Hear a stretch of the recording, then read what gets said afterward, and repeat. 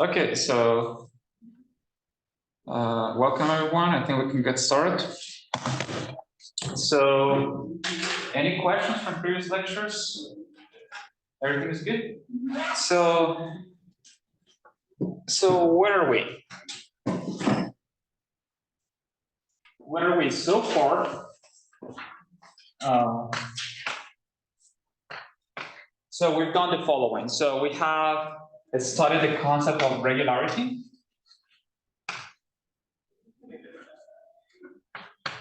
Right, the lack of singularities. And we have seen that over Fp, this thing is the same thing as the flatness of Frobenius. Even in the relative setting, right?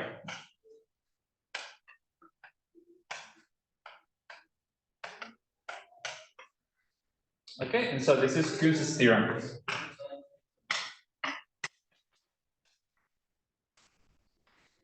So that's all we've done. So we spent like a week or so studying this concept, and so Kunz's theorem says like you can forget all about it. All you need to know is that Frobenius is flat, right? And so today we're gonna start a new thing. This is chapter 3, and it's going to be about the concept of finiteness. And what I think is the most important theorem in this subject is Gauder's theorem.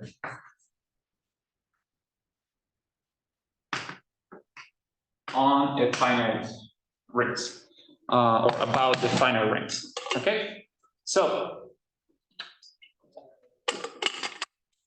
far we have imposed only one finiteness condition to study singularities, namely Noetherianity.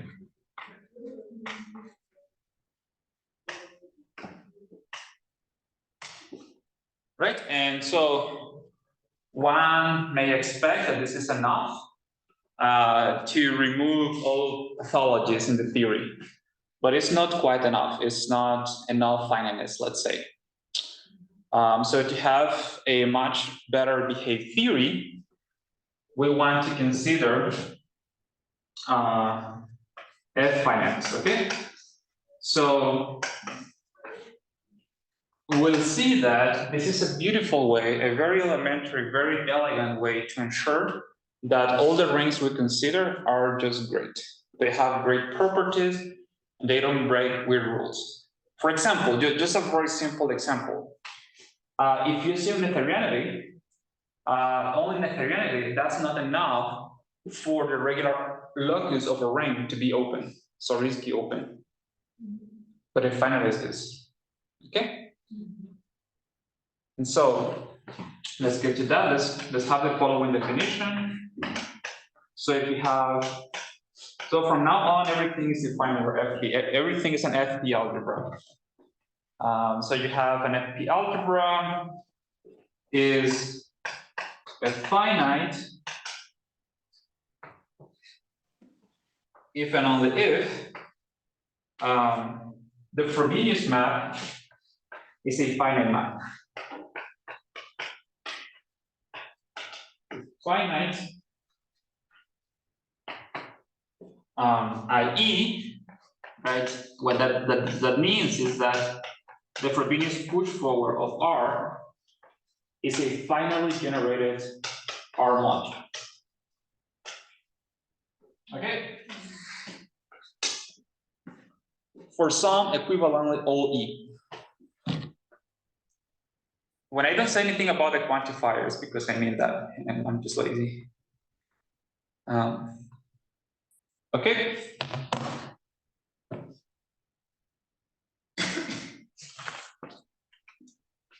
So that's the notion of a finiteness. If you know a bit of algebraic geometry, you know that this is a very important thing, right? So what it means is that it's more than this, right? It means like the Frobenius push forward respects finite generation. If you have a module that is finally generated, its push forward is finally generated as well. And that's a very important property about proper morphisms. You know, like finite and affine is the same thing, but in the affine context, like in this one, finite and properness is the same thing. So properness is this very important property in algebraic geometry. So we're just requiring that Frobenius is a proper morphism. And so it has all sort of wonderful properties. And so example, so this is an exercise in the notes. So if you have K a field, right, it is a finite if and only if the degree of these field extensions, well, it suffices to consider just one of them, right? This to the E, right? So if and only if this is finite.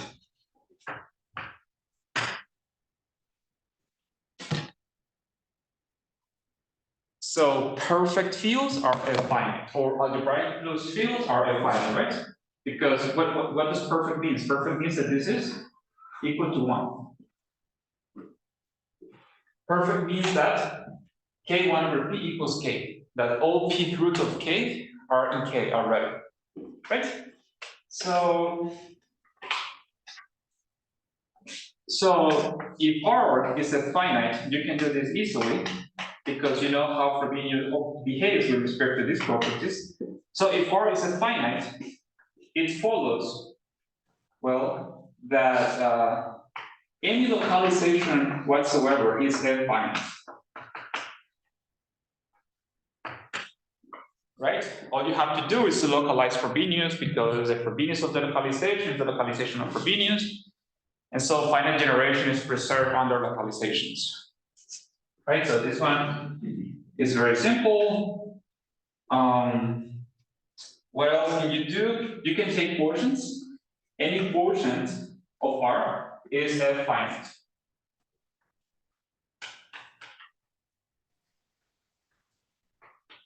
Right? C, you can add any variable you want.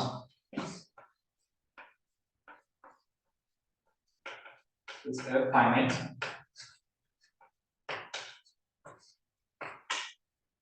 And completions are finite as well, actually.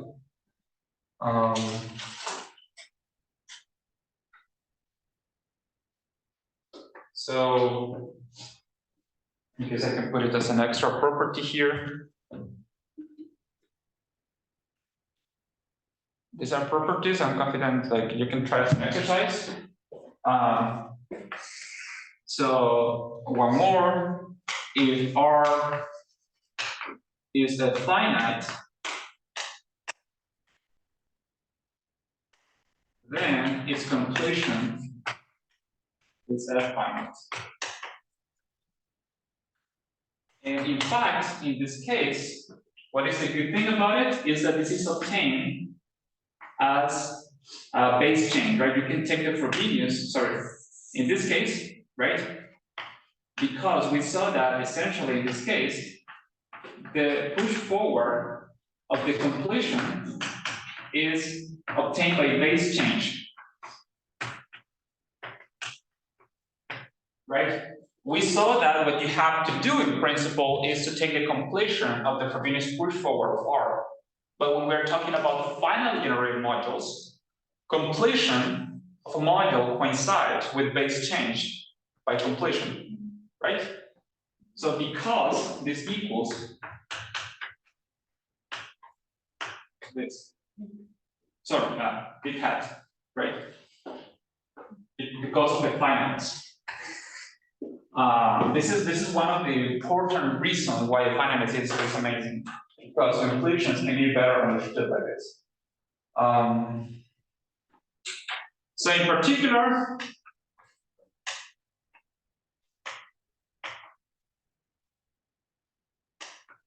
if you have K finite,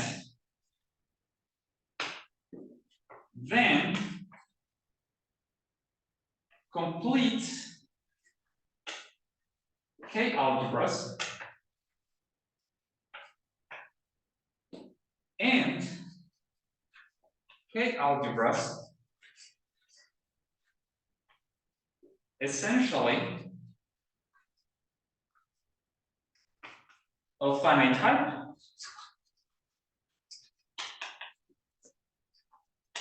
are a finite.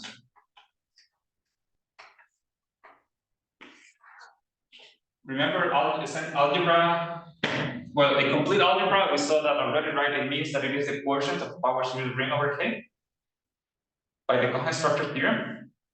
And an algebra is essentially a finite type if it is the localization of an algebra of finite type, which means it's the quotient of a polynomial ring over k. Any question with that? So these algebras here are the algebras of classical algebraic geometry. Right, if you're studying algebraic geometry in a very classical sense, which is a original sense, you only deal with that. So if you choose an algebraic closed field, then you always deal with finite objects. So what this means is that the finiteness is a very, in a sense, is a very mild condition. It's nothing too strong to impose, right? So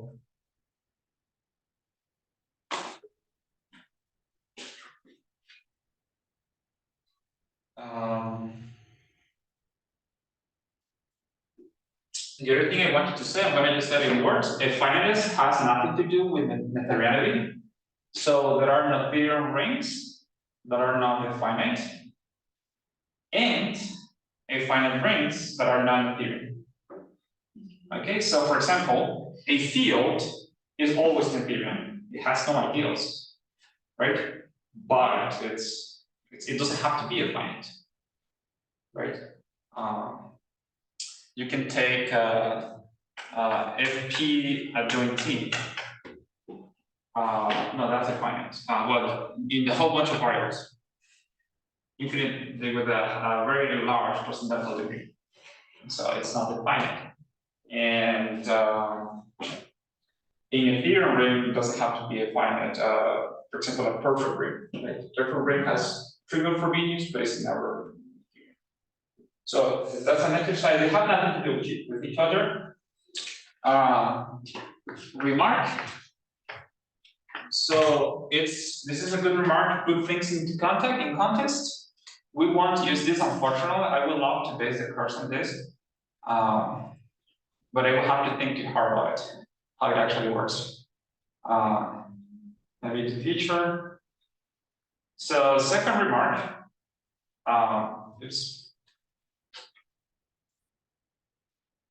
So is that R over Fp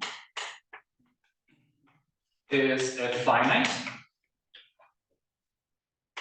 So this is the concept you were studying. If and only if it is, if and only if it is Kählerian. So this is a concept. It's a much more general concept if you want. And this means that the module of Kähler differentials of R over Fp is finally generated. It doesn't matter too much if you haven't seen this module. I'm going to give you a lane definition. So this module has a very concrete presentation. So you can take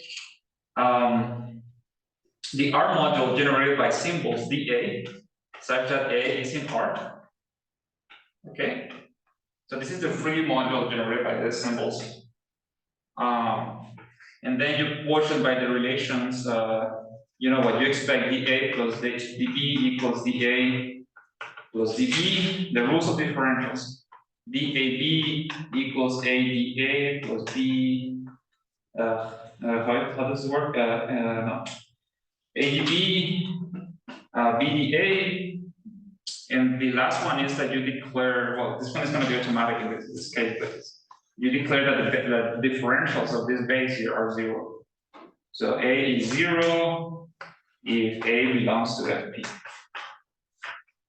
Okay, so this is similar to the way you define the tensor product, right? You define this tensor product, or you may define the tensor product of two modules via this presentation of symbols and relations. That's the lane definition. The actual definition is by a universal property. Right, so this guy satisfies the universal property, but we won't get into that just yet. All I want to say is that there is this concept, and if finiteness just happens to be that over Fp. So you can try, well, one direction is actually easy, and it is that the finite implies scalarity, and you can do that, and what you can prove is that this happens to be this. Because the differential of objects that are being raised to the p power is 0. So that's the point. The second line is plus? Plus here? Yeah. Equal here? Plus here. You know the power rule. DAB, ADB, BDA. Is that okay? Yeah. So is that okay? Something looks weird. So you kill by the module generated by these relations. Okay. For all AV. So you take just a whole bunch of samples like that, and you declare that the rules they obey are these, which are the rules of differentials. You know, additivity and the Leibniz rule, and that the differential of constants is 0. Okay. Any questions so far? This remark is just a full remark to put things into the right context of what the finiteness means. Okay?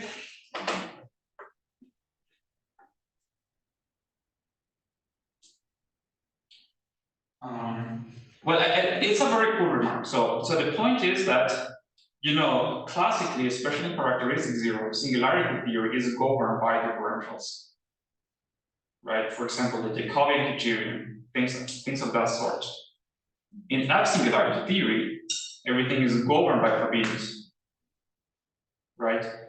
But it's not so weird because you can see with results like this that Frobenius, you know, really plays a role of differentials, or a similar role, analogous role.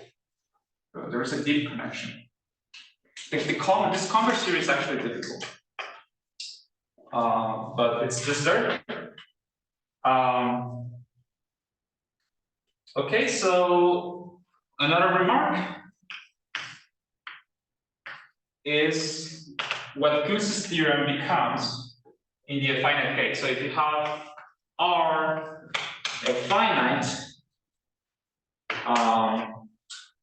and of course in the theorem, then you have properties like this. So R is regular if and only if. So this R module here, well, the Kunz's theorem said that it has to be flat. But if it is finitely generated, flatness becomes projectivity, which at the same time becomes locally free of finite rank. So if and only if this is projective. It's projective.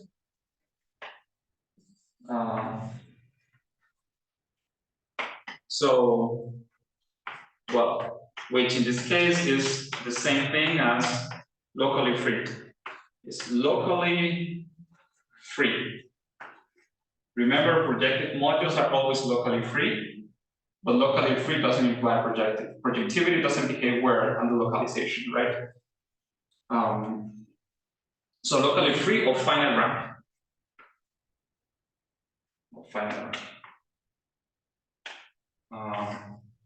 So like for geometry, we say it's a vector bundle or something like this. In particular, I'm just going to say this in words. If your ring is further local and a finite, right, then it is regular if and only if the Frobenius is free. Right? Now let's say if R is further local, R is regular if and only if this module here is free of finite rank.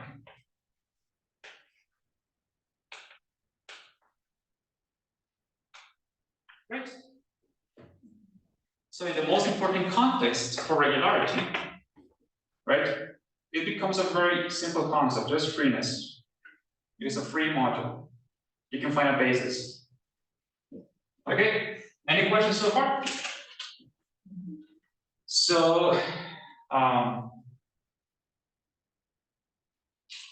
so you start to see that in the finite case, the Quizzes theorem is way nicer. Right?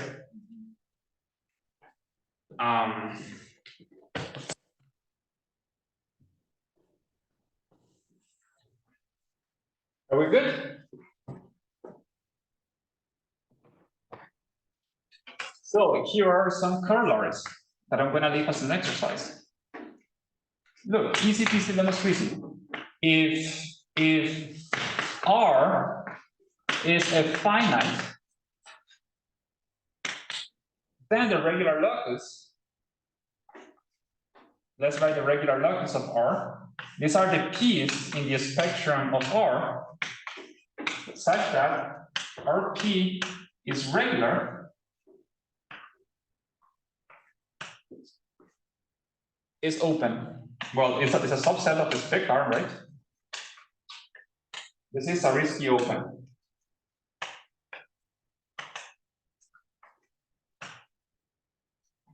Why? Because it is the vanishing locus of the annihilator of Frobenius, of the push forward of Frobenius, right?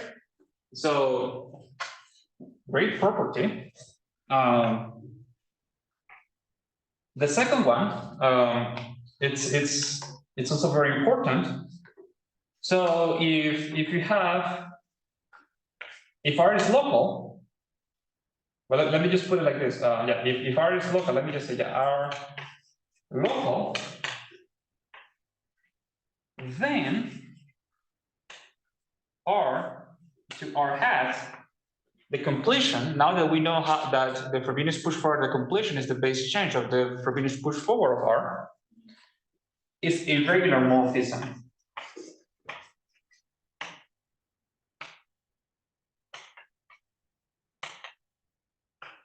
It has geometrically regular fibers. That's a very important thing. It looks like a super weird thing to say, and who cares, but it's very important. We'll come back to it later, but now you can do that as an exercise. So the point is that this should be telling you that the finite rings are really well behaved. Okay? That's the moral of this. So,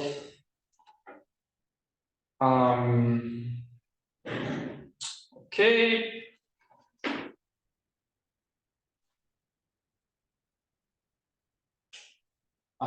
So we're going to need the following definition. It's a notion of P basis.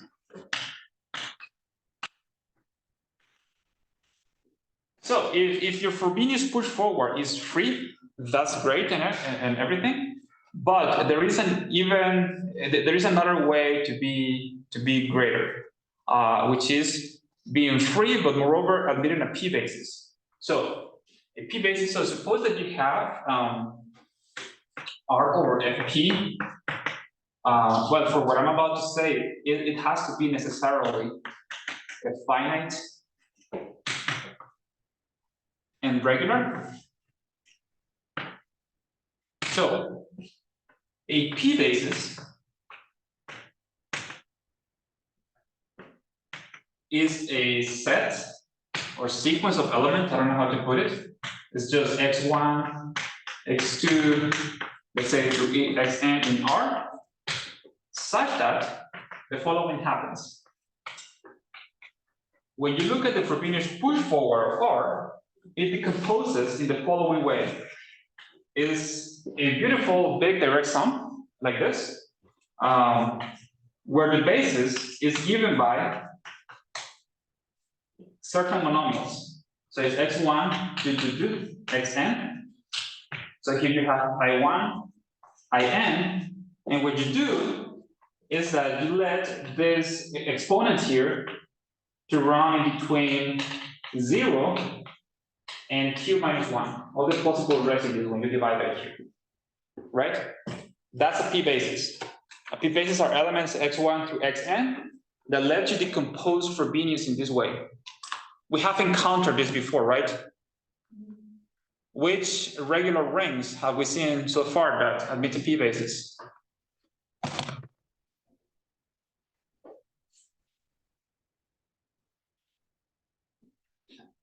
Well, before answering that question, let me make another remark that is great. So it's the following.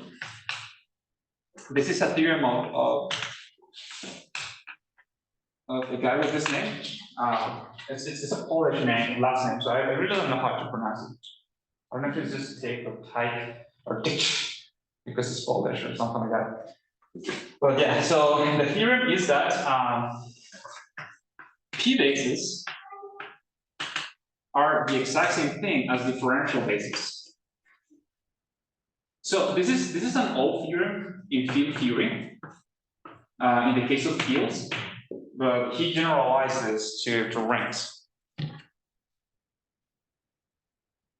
So differential basis is just to say that this modulus here decomposes like this.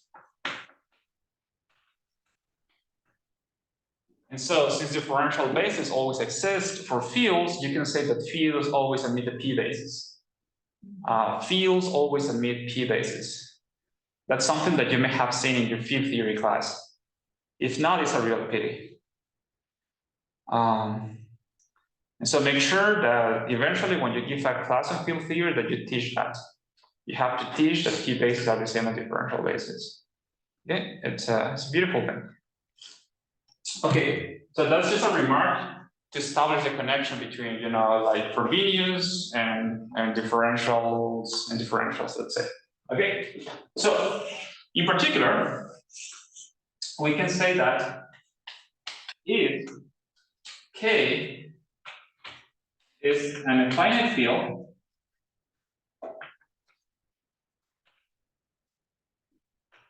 then the polynomial ring in power series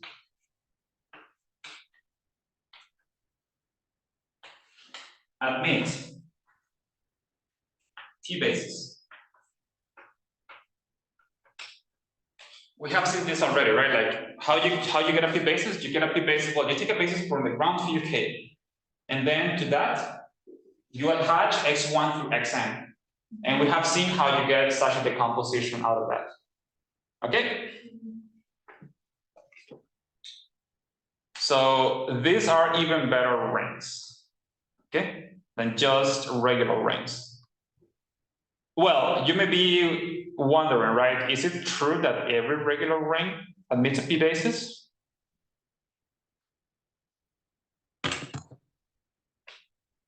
Shockingly or surprisingly, I don't know. No, it's not the case. And let me give you an example that you have to do as an exercise. I love it. I just love this example. Make sure that you do it. You have to do this as an exercise. Example. Let's look at this beauty. Take R equals FP, doing two variables, and quotient is the circle. Just say x squared plus y squared equals 1. Right? This ring is regular as soon as what? As long as P is not 2, right? So R is regular if and only if P is not 2. Actually, prove that using Goose's theorem. So this ring is regular, therefore, do the local case if you will too, right? Like do the local case. It doesn't matter to me. Right? So therefore, the Frobenius push forward of that ring has a free basis. If P is not 2, and you can try to do that. Do it, construct it, find it. But you will see that R admits a P basis if and only if P is congruent to 1 modulo 4. So not all regular rings admit a P basis, and it is actually a delicate arithmetic phenomenon.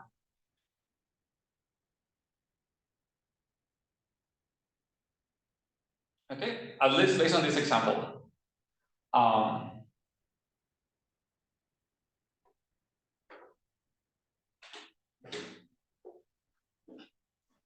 So you guys gotta do that as an exercise.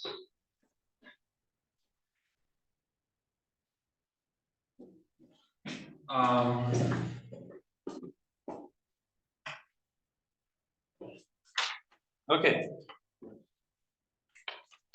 Now, you may be wondering, who cares? Why are P bases useful?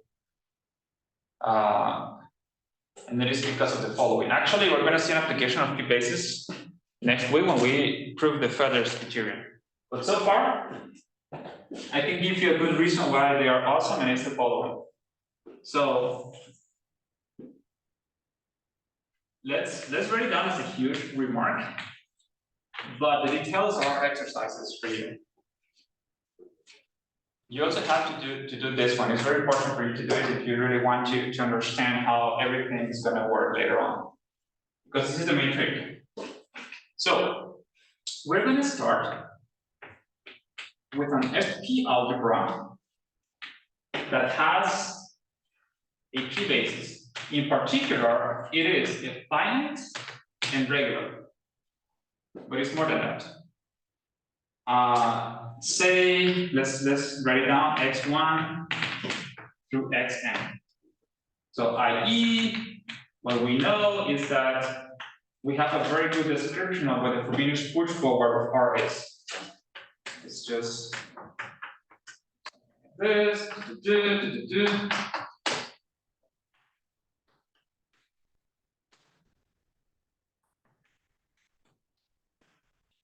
So that's the Frobenius push forward for such a ring. And if we have this, once we have this free decomposition, you can consider the dual basis associated to that decomposition, to that free decomposition, right? So define, right? So I can define the dual basis. The dual basis, in principle, to every element in this basis. Let me write it down like this.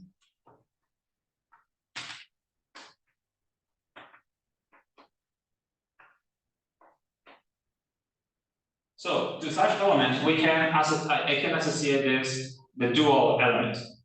This element, right, is an R linear map that goes from here, from Fu lower star R to R, right? R linear. It's a morphism of R modules.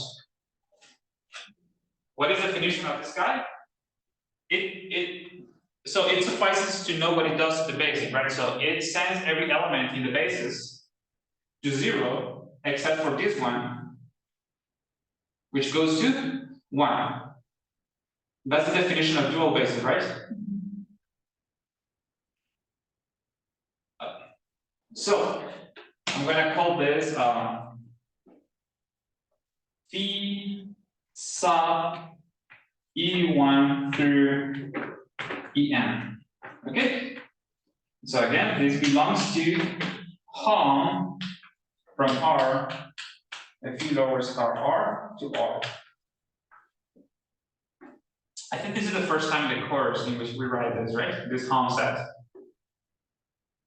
Which is great because F-singularity theory is all about these hom sets. Okay? So what we got here is just a free decomposition of these guys, right? So the point is that this is another direct sum R times P I1 IN, right? Just basic linear algebra, right? The theory of dual modules. So the dual of a free module is also free, and you can compute a very explicit basis for that. However,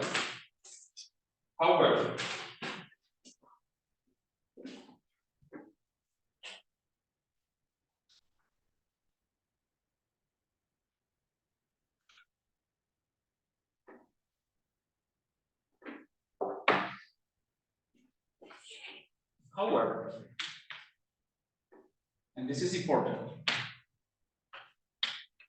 So let's look at this object. These are all linear maps from here to there. This is an R module, right? The hum of R modules is an R module. So it's an R module.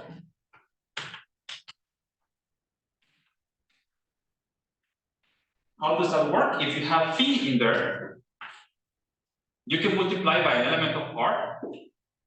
And what is the action of this map? This map would take an element in here and would send it to R, any lower star R prime, which is, well, you can also compute it like RQ R prime, right? But it also has another R module structure, which is given by, so this is exterior multiplication by R. We can do an internal multiplication by R, okay? However, we also have another R module structure. The point is that this is an R by module, because we can also make sense of phi times R as follows. What this does is that if you have this element, what you do, you add internally by the scalar action of R. So you add directly on R prime.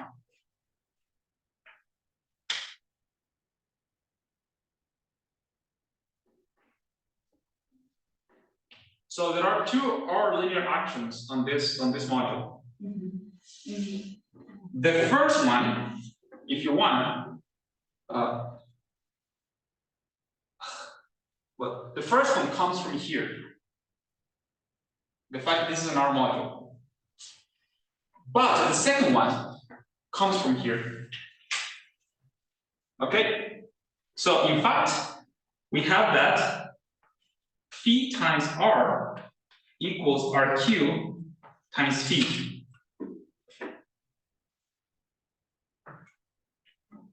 So the second one that we can call the right one, right? Because it operates on the right, this one operates on the left. Notice that the right R module structure determines the left one. Oh, no, the other way. R to the Q equals this, right? So you can forget about the left one and only worry about the right one, because the right one determines the left one. And that's what we're going to do. And that seems trivial, but it's brilliant. Okay?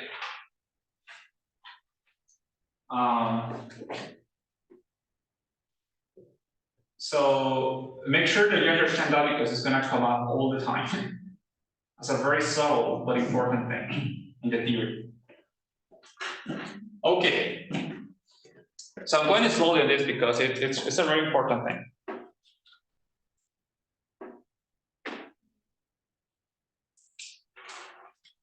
Okay, so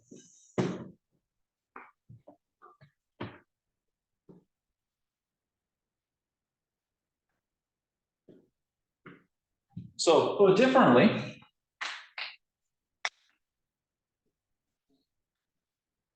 I can have to set this. Put differently, this beautiful home module is an Fe lower star R module. Right, this is just a copy of R, so this is another way to say it, so that it's is better understood. So the point is like, because you have this ring in here, this Hom set has a modular structure over this ring. Okay, and so it is this internal product. So I could have, I mean, I could have said like, so the point is like FERP is what I define there like this. It's just notation. Okay. So, but if it is slightly confusing at this moment, just take a time to reflect about it. Okay. Why am I saying all this? Because of the following. Look at this. So, because of this, the following happens. I can define a map from here to here.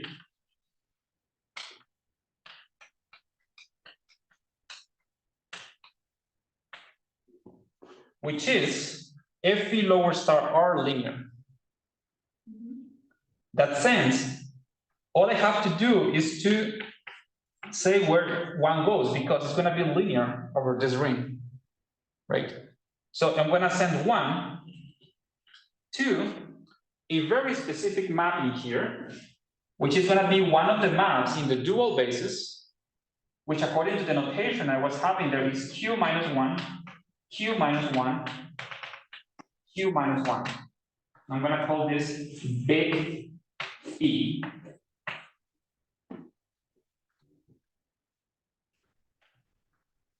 So this map here takes any element in the dual basis to 0, except for the one that is FE lower star x1 to the q minus 1, x2 to the q minus 1, all the way to xn to the q minus 1. Okay? And so this map has the property that this map here is an isomorphism. In other words, any other map here is an R multiple on the right, that's the point, on the right of this map.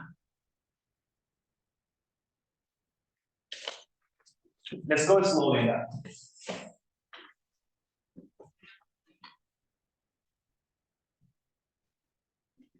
In other words,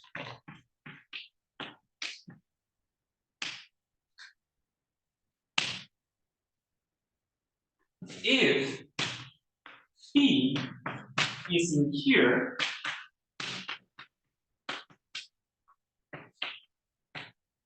there exists a unique R in R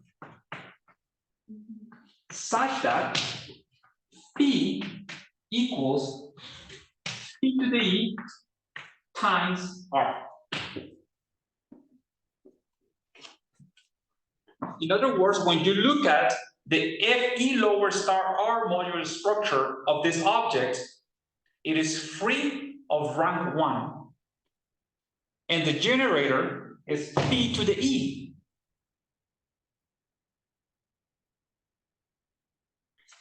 It is free also as an R module is in this structure, but the rank is Q to the N. But when you look at it, when you look at it here, it has rank 1. And that's very important. Okay, let's understand that. But it's the same and clear. So you have this object, it has an R module structure, and it has an FE lower star R module structure. The FE lower star R module structure is free of rank 1. The R module structure is free too, but it has rank Q to the N. Okay? And so here we have a generator. And actually, I can tell you why this is true. I put it as an exercise in the notes, but I can tell you the hint. The reason is, well, for this to be true, actually, I only have to tell you what phi I1 to phi In is, right? What is the R for this phi? Because these are the generators as an R module using the left structure, right? If I can do this for these guys, I can do it for any other one. And so this is phi E, and the R I have to multiply by is the complementary to this one. So it's a x1 q minus 1 minus e1 xn q minus 1 minus ein. Okay? Because of this relationship here that can be checked directly, this is true.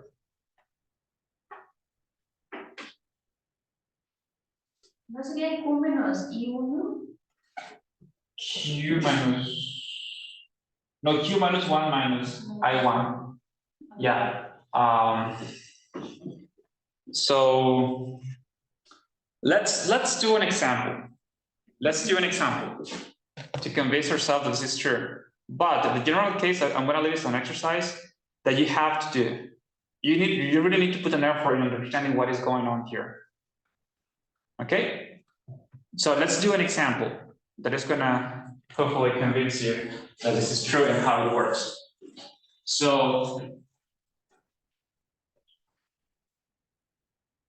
let's just take Q equals 2 and R equals F 2, X, Y. Module like this. Okay, so then Fe lower star of R is going to be R times Fe lower star or 1 direct sum R F lower star X direct sum R F lower star Y and direct sum R left F lower star XY. Right, because Q is 2. So we have this free decomposition of rank 4, right? Which is 2 to the 2. Is everyone with me? What I claim is that, okay, well, by basic linear algebra, this module is an R module, right? Like it's going to be R. So what I do is that I do the exact same thing and I put hats everywhere, or not hat. What is it? A verb? It's like a whatever, an inverted wedge.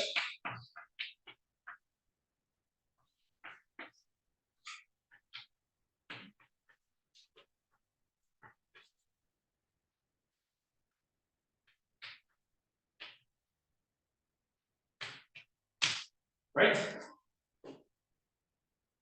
So this means that any map here is a free R linear combination of these maps, these dual maps. But the R linear action is the left one. Right? What I'm saying is that when you look at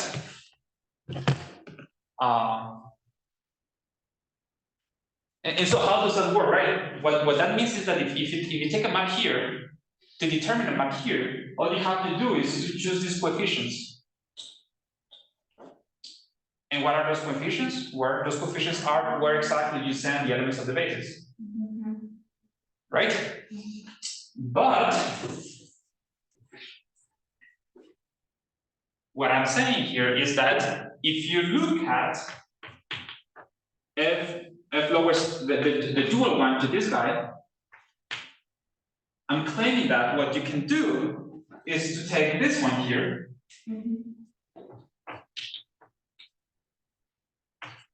This is the one I'm calling phi. phi to the e, that would be phi to the 1, I guess, but just phi. And what you can do is that you can multiply first internally by x times y. And let's convince ourselves that this is true. Let's take our time to do that, okay? It's okay. Why is this true? Well, let's compare to where they send the elements of the bases. So, where does this go according to this guy? Well, by the definition of this guy, it has to go to 1. Let's see to where it goes according to the 1 over there. Well, according to this, we have first to multiply by xy, right? So we get this guy, and then we apply this. When we apply this, it's a multiplication, let's say, by xy. It goes to 1, because that's the definition of this. It has to send this to 1. Okay? So, good. Oops.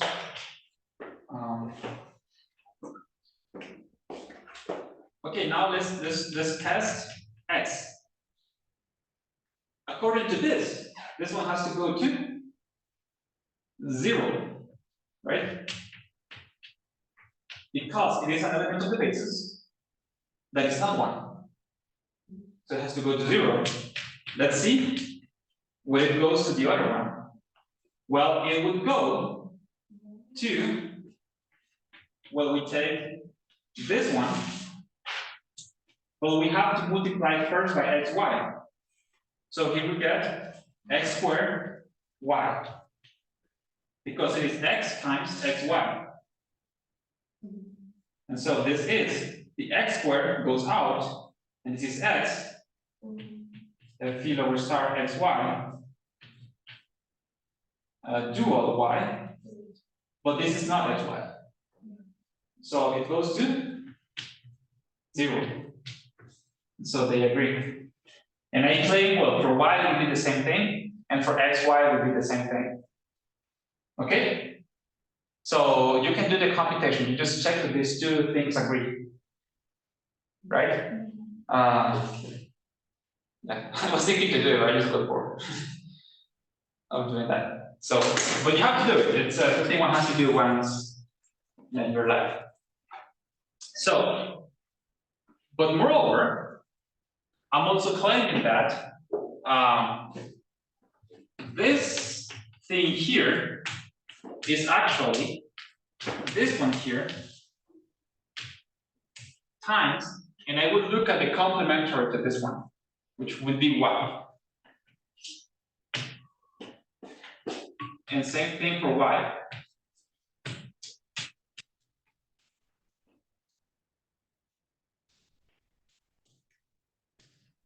And finally,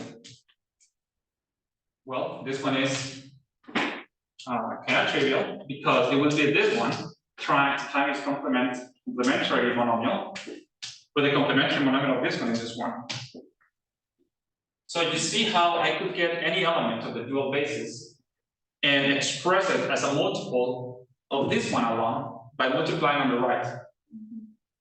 Okay? So that's what I'm claiming happens in general. Okay?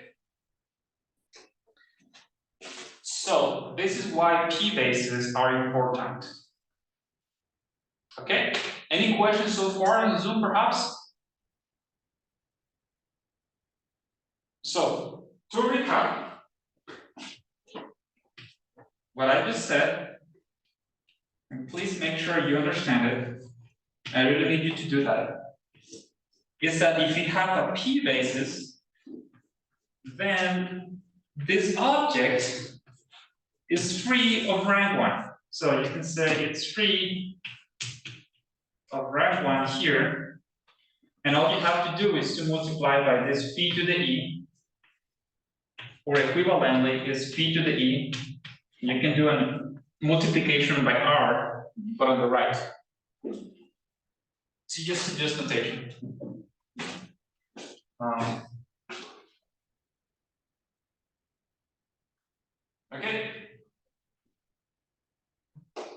So let's continue making remarks about this sort of things.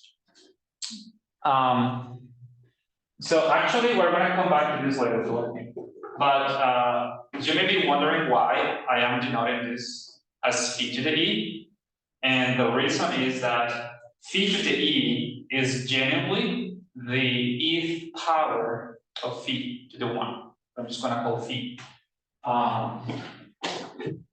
So this is another exercise that you gotta do also to make sure that you understand this, is that in fact phi to the e equals let's say phi to the a composition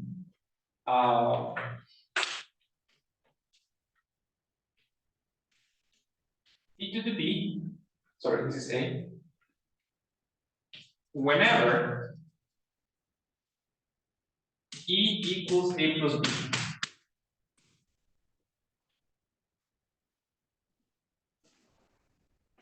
So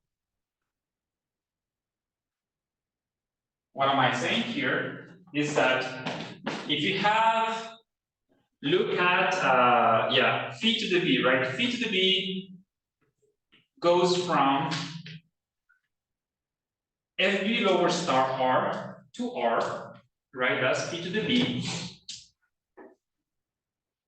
What I'm saying is that you can push it forward by fe lower star, and so you get here Frobenius push forward a, Frobenius push forward a, Frobenius push forward a, and this thing here, a plus b is e, is just this, right? That's this object. So now from here to here, and then you can compose with phi to the a. And what I claim is that this composition here is phi to the e. So we'll see later that there is this notion of Cartier algebra, and this power here is just a power in that algebra. Okay. So in particular, it is convenient to write phi as phi to the 1, I guess. And all other phis are just powers of this one. Okay, and actually this has a name. This is the Frobenius trace of this particular ring that happens to have a p basis. Okay, it's called Frobenius trace.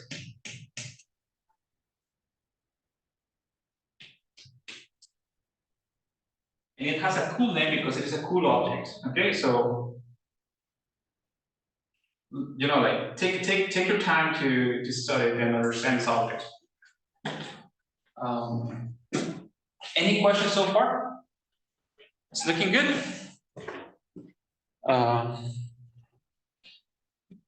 So okay, let's come back to the other side.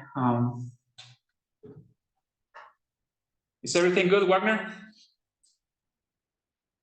Okay. Probably he's not even paying attention. Yes, it's okay. Okay.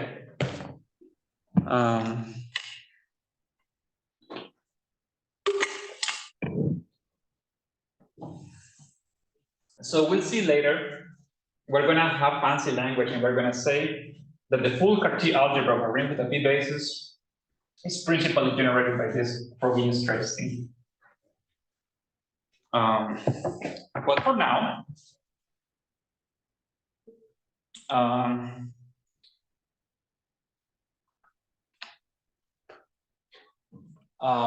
it's going to let us understand the following. So remark, this is an exercise. But in the theory, so let's say that you have two ideals of R.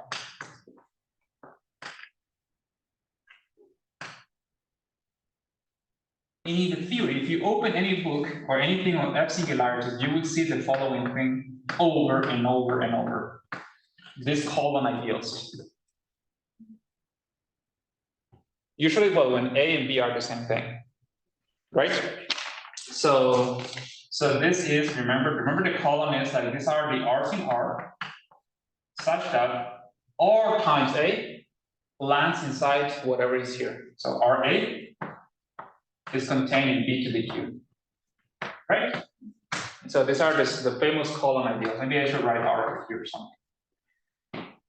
And the reason why they come up all the time is because thanks to P bases, they mean the following. So an element here is the exact same thing as, so now I know that to understand elements in HOM, RA, if you lower star R to R, you know, to understand elements here, all I have to do is to understand elements here, right? And so if I want to understand what it means that the image of an ideal lands inside another one, all I have to know is whether or not R is in that ideal. And this is because you can make sense of this phi, and you can make sense of you know, that it generates the R module, the HOM R module. Okay? Do this as an exercise. So in particular, you see that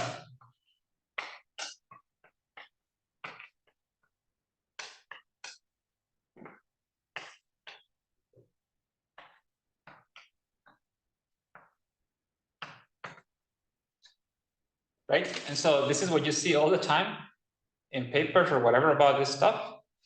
But the reason is this. This is the conceptual thing here. So this is to say that you know, A is compatible with respect to this phi. So A is phi compatible. And those are important notions in F-singularity theory. Okay? The test ideal will have that property, and it's going to be minimal with respect to that property. Therefore, the multiplier ideal. Okay?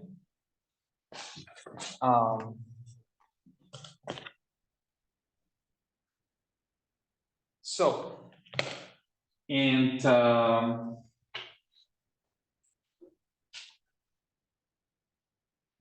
so in particular,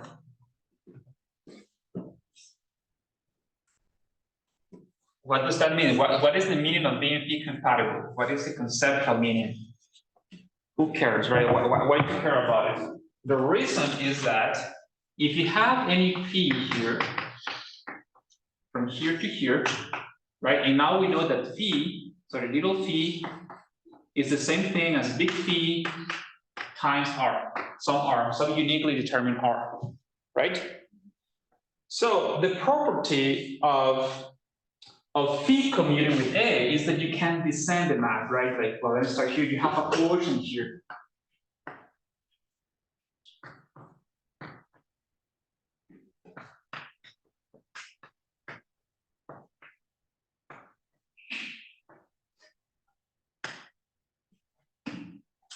Right? And so this phi descends, let me call it like this. Phi descends if and only if, well, phi, well, to make the descent, you have to do this, right? This is what it means, just basic algebra, right? But now you have an interpretation on when exactly this happens. It means that the little r you have here has to belong to this column ideal.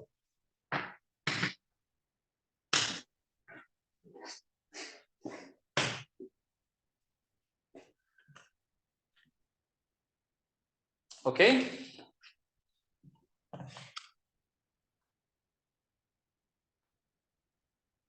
Let's move on. So you know when exactly you can descend map, how you descend them. And that's great, right? Because now you can use computer to test when a map descends. Because all you have to do is to see if R belongs there. And I guess you have algorithms for that, right? Like the graph and pages and all that. So it's an excellent computational tool.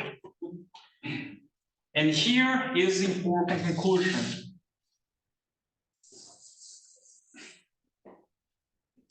Just for notation, let me call A this question. It's just kind of fun to write down all the time.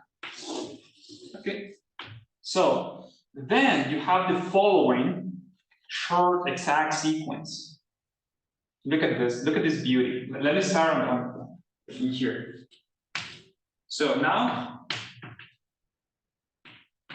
let's say you want to understand that object. If you want to work on F-singularities, your life depends on understanding that object. I'm not even kidding. Okay? If you want to understand the singularities of R modulo A, you have to understand this object. Okay? And so, what this is telling you is that you can understand it in terms of those of R. Okay? So, in principle here, what you can do is to put that, but no, now we know what this is, right? This is just Fe lower star R times phi. But not everything here will descend, right? This map I'm writing down here is going to be descent, but not everything descends. That's what we just saw. What does it? The multiples by AQ column A. And keeping phi here is this notation is stupid, so I'm just going to delete it. So what just happened here is that I gain a map like this. So if I have this object here that says Fe lower star R, I'm going to send it here to, I'm going to multiply my Frobenius trait that I love so much, multiplied by R on the right, and reduce. Because the fact that R belongs to this ideal, like what we just saw, means that the descent is possible. Right? So this map is well defined.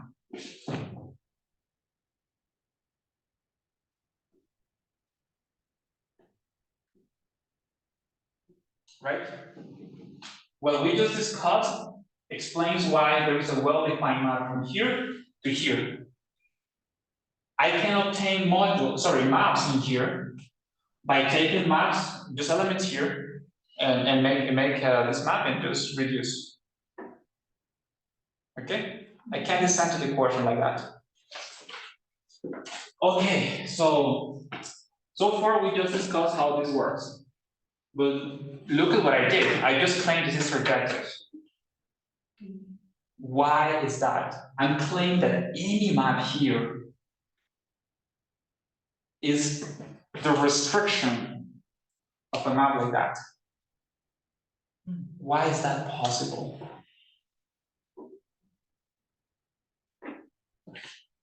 So for the people on Zoom, let's come back here.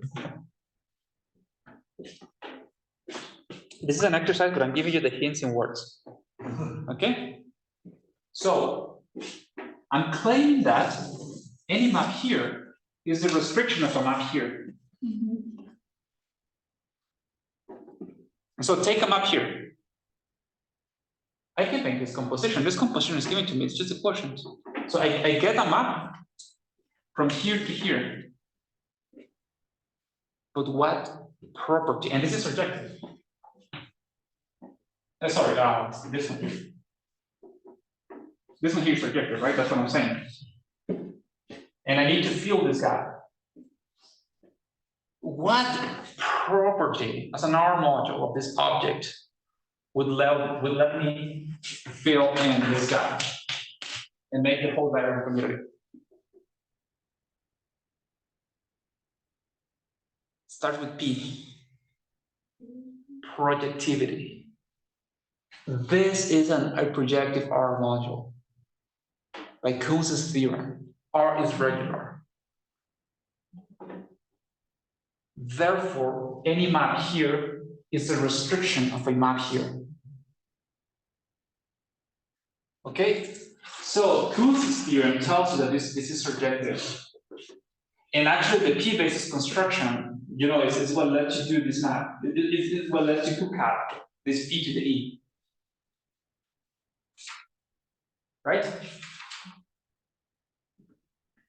Are you with me? I know it's a lot, but it's important. So please make sure that you follow this construction. Now, I have a surjective map. What is the next question? What is the kernel? Why do you think it is?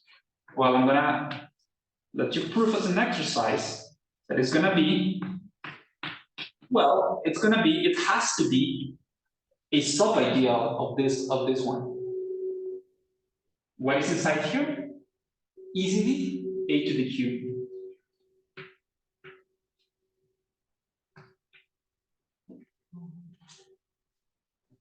So then you got an exact sequence that tells you how this object works in terms of R, right? A is a quotient of R, and you can understand this object in terms of R objects. So you got that, and this is an exact sequence. Let me say short exact sequence of Fp lower star modules. But they teach you right away that let me just take this quotient here. AQ, A modulo AQ is isomorphic to home A, F lower star A, comma A, as F lower star A modules. Because this quotient here, this is an A module, this is an A ideal. It is an R module, but actually it's killed by A. Therefore, it is an A module. And then you are. And from here, a whole bunch of beautiful things follow. In particular, Feder's criterion. But that will be for next week. All I need you to remember is that you have this isomorphism. Honestly, if there were a final exam, I would say construct that isomorphism in the exam. You know, like it's just so essential for the whole theory. If there were any final, there is none. But if there was one, this would be the question. So make sure that you can really explain how that isomorphism works. Okay? I think we have 5 more minutes to conclude this remark. All I'm doing here is like explaining exercise 3.6 in the notes. We have one more thing to say, and it's my favorite part of this. So I'm excited about it. Where is it? Where are we? I think we're good on Zoom. For me, where's this?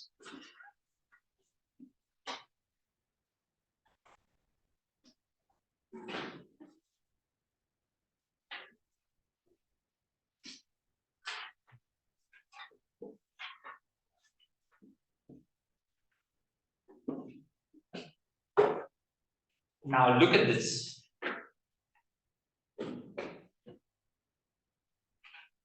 From that, you can conclude the following. I'm just going to leave it. This is the part E, and there's a whole bunch of remarks. In particular,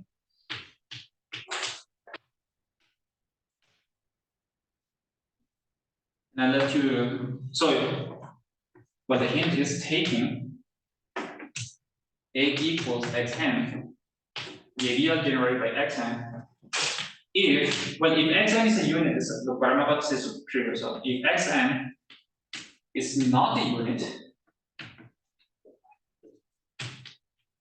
then x1 to xn minus 1 is a p-basis for R modulo x to the n.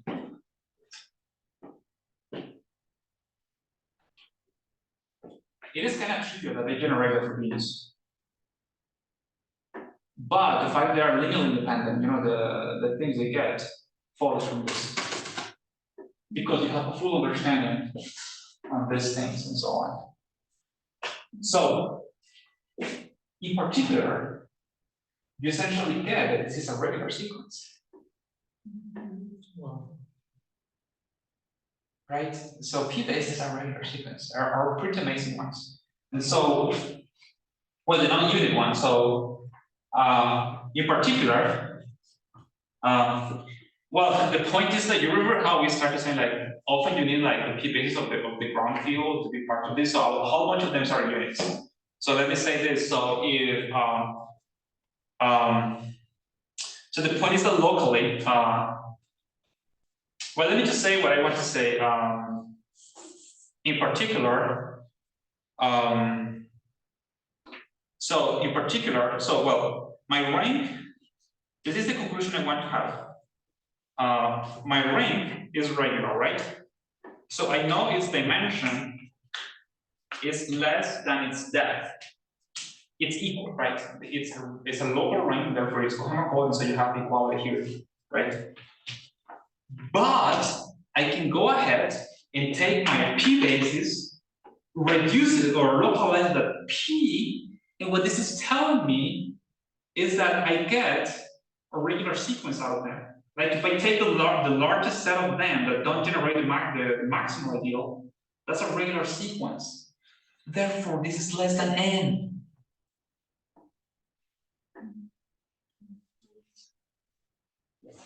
And so, which is not obvious, the dimension of R is finite or less than n. Because of the dimension of the local rings. Remember the dimension of R is the supremum of the dimensions of RP. It's all bounded by that. So regular rings with p bases are very nice. They're finite dimensional in particular.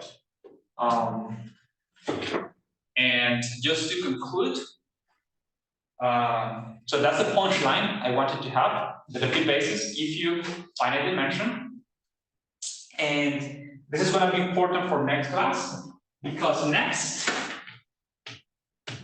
we are going to take any finite ring R, and by a theorem of Gauer, this is the theorem we're going to explain next time, is going to be a quotient of regular. So you take any finite ring, whatever, it's going to be a quotient of a regular, a finite ring with a p basis. Therefore, who has finite dimension as well? R. So the conclusion I wanted to have all along is that the finite rings have finite dimension. Okay?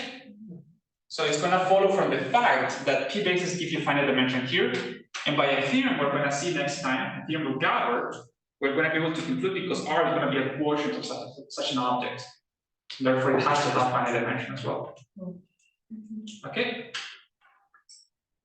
That's it. But during the weekend, make sure that you understand that. So that because we also want to prove feather speech as a corollary of that and so on.